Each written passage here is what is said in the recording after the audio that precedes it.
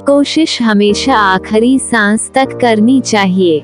या तो लक्ष्य हासिल होगा या अनुभव। इंतजार करने वालों को सिर्फ उतना मिलता है जितना कोशिश करने वाले छोड़ देते हैं।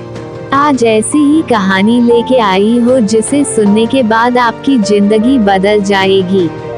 प्राचीन समय की बात है, एक शहर में एक व्यक्ति रहता था जिसका नाम चंदन था। वो अपनी पत्नी और 2 लड़का और 2 लड़की के साथ रहता था और वह किसी छोटे मोटे प्लांट में काम किया करता था।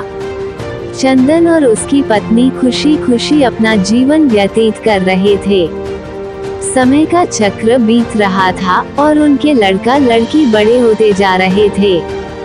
जब उसकी बड़ी बेटी कक्षा 5 में पढ़ रही थी, तभी एक दिन स्कूल की छुट्टी के समय जब वह लड़की सीढ़ियों से नीचे उतर रही थी, तभी पीछे से किसी लड़की से धक्के लगाने पर वह सीढ़ी से नीचे गिर गई, जिसके कारण उसके पैर में चोट आ गई। जब लड़की घर पर लंगड़ती हुई आई तो उसके पिता ने पूछा, क्या हुआ? तभी लड़की ने उन्हें पूरी बात बताई। पिता ने सोचा छोटी मोटी चोट है, और यह सोचकर उसने अपनी बेटी से कहा कि इसे गर्म पानी से सेक लो, ठीक हो जाएगा। कुछ दिन बीतने के बाद लड़की का पैर फूलने लगा और उसे चलने में दिक्कत होने लगी। तभी उसके पिता ने कुछ लोगों की बातें सुनकर किसी एक ओझा को ले आए, जबकि उसे कुछ नहीं आता था और वह पैर ठीक नहीं कर पाया। कुछ समय बीतने के बाद जब उसकी लड़की की हालत और ज्यादा खराब होती जा रही थी, एक दिन जब उसके पिता अकेले कहीं बैठे हुए थे तो वह मन ही मन सोच रहे थे कि क्या करें।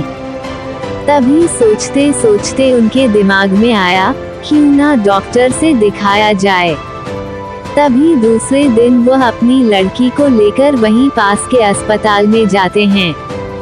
डॉक्टर जब लड़की को देखता है तो लड़की के पिता से कहता है कि जल्द ही इसका ऑपरेशन करना होगा, क्योंकि इस लड़की के पैर में एक बहुत बड़ा घाव हो चुका है, जिसके कारण लड़की का पैर भी काटना पड़ सकता है।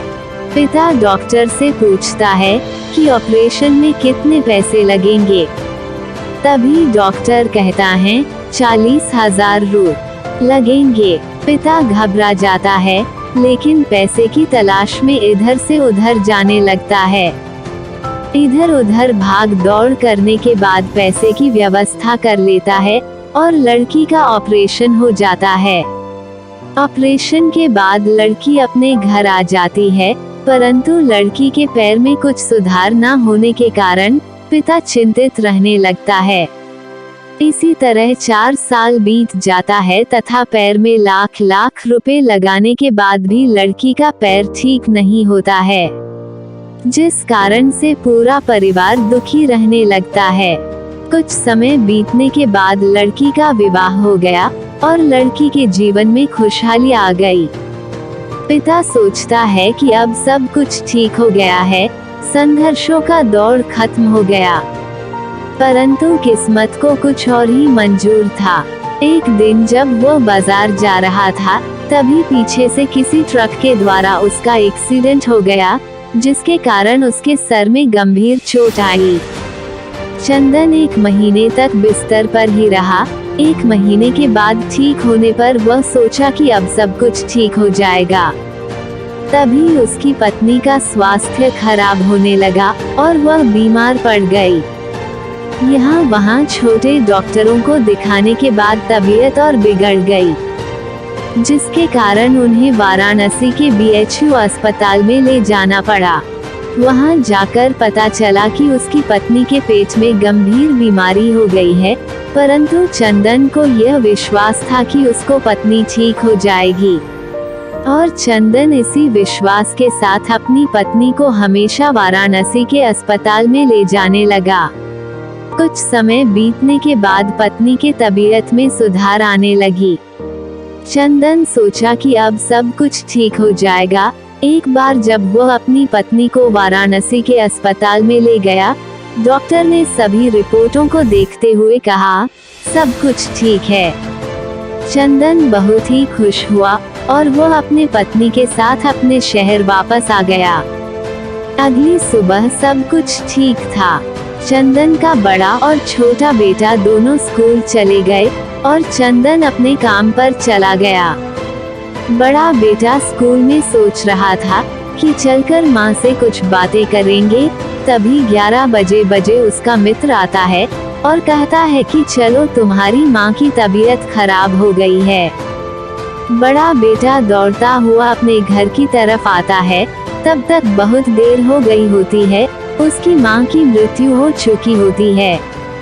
बेटा माँ को देखते ही फूट फूट कर रोने लगता है और वह अपनी माँ का अंतिम संस्कार करता है। 1 साल तक पूरा परिवार दुखी ही रहता है। कुछ समय बीतने के बाद दुखों के बादल छट जाते हैं और चंदन अपने लड़का और लड़की के साथ सुखमय जीवन बिताने लगता है। आज उसका परिवार खुशी जीवन जी रहा है।